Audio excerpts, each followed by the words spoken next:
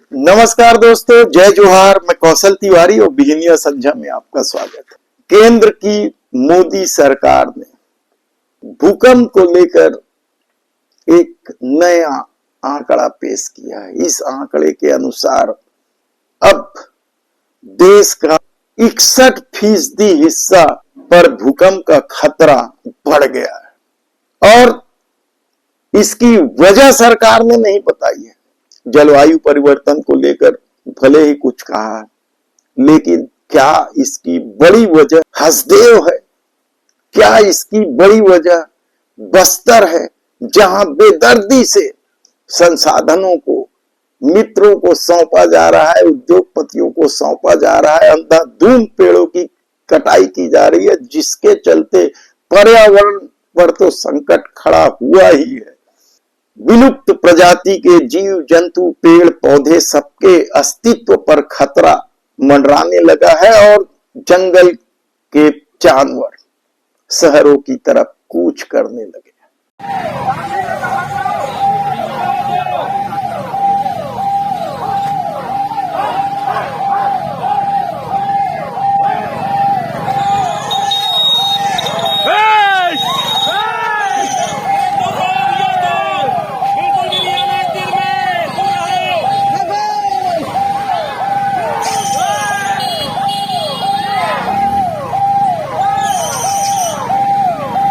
ऐसे में प्रधानमंत्री नरेंद्र मोदी यदि 3 दिन के दौरे में छत्तीसगढ़ में बैठे हैं या केंद्र की सरकार छत्तीसगढ़ में बैठी है, गृह मंत्री अमित शाह, राष्ट्रीय सुरक्षा सलाहकार अजीत डोभाल, देश के प्रधानमंत्री नरेंद्र मोदी सहित समूची सत्ता यदि 3 दिन छत्तीसगढ़ में पहुंची है, तो इसकी वजह क्या सचमुच इस देश को नक्सल से मुक्त कर देना है या फिर छत्तीसगढ़ के संसाधनों को उद्योगपतियों को सौंप देना है?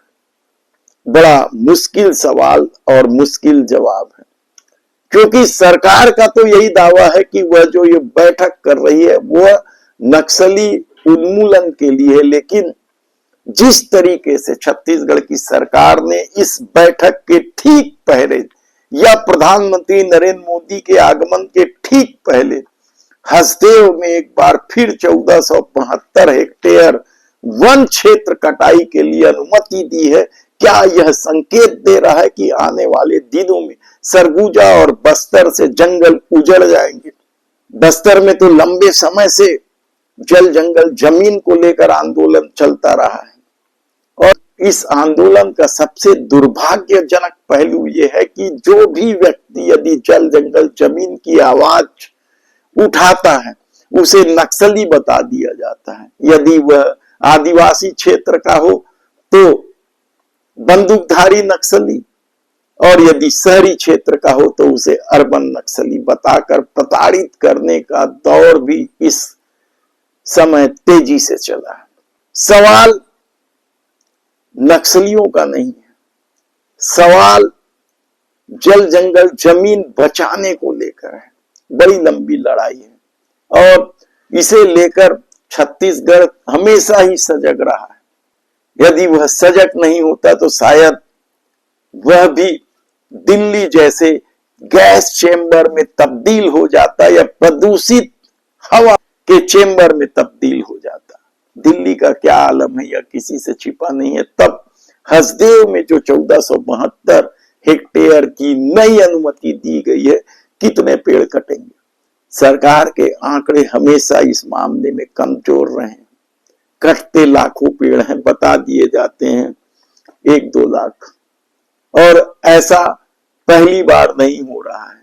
पहले भी इसी तरीके के आंकड़े में हेराफेरी हुई है और जिस तरीके से हसदेव उजाड़ने का खेल हुआ है उसका दुष्परिणाम भी देखने को मिल रहा है। हसदेव को बचाने के लिए एक समय तो समूचा छत्तीसगढ़ खड़ा हो गया था।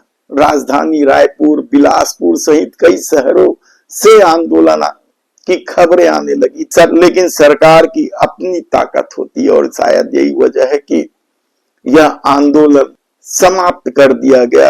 रायगढ़ जैसे जगह में तक अदानी को खदानें दे दी गई। बस्तर में जो दी गई है उसमें तो 150 गांव के आदिवासी आंदोलनरत है। अदानी अभी तक खदान शुरू नहीं कर पाया, लेकिन वहां से जो खबर आ रही है, कहा जा रहा है कि जो सड़कें बन रही है वह अदानी के लिए बन रही है। तिल्दा नेवरा सहित कई क्षेत्रों से सड़कों की स्थिति को लेकर खबर आ रही है, किस तरीके से कोल ढुलाई को लेकर सड़कें खराब हो रही है। उड़ते दस्त ने लोगों का जीना मुश्किल कर दिया है। तब ऐसे 1472 हेक्टेयर की वन भूमि काट देने की जो नई अनुमति दी गई है, उसका क्या असर पड़ेगा वह तो आने वाले दिनों में दिखाई देगा। लेकिन पिछली अनुमति का जो असर पड़ा है वो हम बता देते हैं कि जंगली जानवर जिस तरीके से लोगों का जीना हराम कर दिए, गांव गांव में घुसकर फसलें बर्बाद कर रहे हैं, घरों में रखे अनाज खा दे रहे हैं, हाथी की बात कर रहे हैं, और शहरी क्षेत्रों तक में हाथी पहुंच रहे हैं, लोगों को मार रहे हैं बेदर्दी से। सरकार का सारा अमला इन वन जीवों को शहर तक आने या गांव तक आने के रोकने के उपाय तो कर रही है, लेकिन वह असफल हुई है।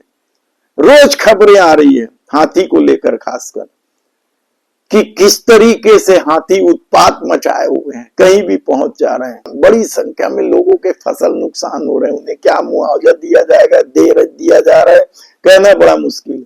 लोगों के घर तक तोड़ देते हैं और रखे अनाज चट कर जाते हैं। और सिर्फ हाथी ही नहीं, और दूसरे जो हिरण, बारहसिंगा या इस तरह के जो पशु हैं, वे तक आबादी क्षेत्रों में विचरण करते दिखाई देने लगे हैं। तो दूसरे हिंसक जानवर, तेंदुआ और इस तरह के जो हिंसक जानवर है, भालू, वे तक भी शहरों में आकर उत्पात मचा रहे हैं। लोगों में दहशत है। ग्रामीण क्षेत्रों में कई गांव में तो रात जगा तक की नौबत है।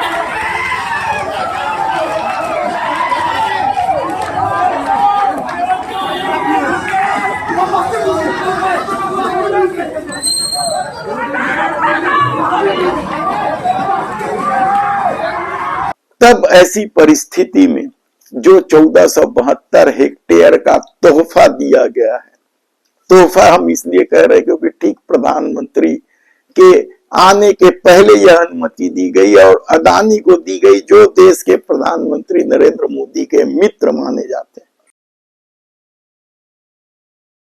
अदानी का अपना विवाद है, उस पर फिर कभी चर्चा करेंगे। देश के प्रधानमंत्री नरेंद्र मोदी को लेकर भी अमेरिका में जो नया विवाद हुआ है, एप्स्टीन फाइल को लेकर, उस पर भी हम फिर कभी चर्चा करेंगे, क्योंकि अभी जो मामले सामने आ रहे हैं उसका पूरा खुलासा नहीं हुआ है। ऐसे में क्या जो 3 दिन सरकार बैठी है, उसकी बड़ी वजह नक्सली उन्मूलन तो दिखाने का है, असली वजह कुछ और है। धन्यवाद।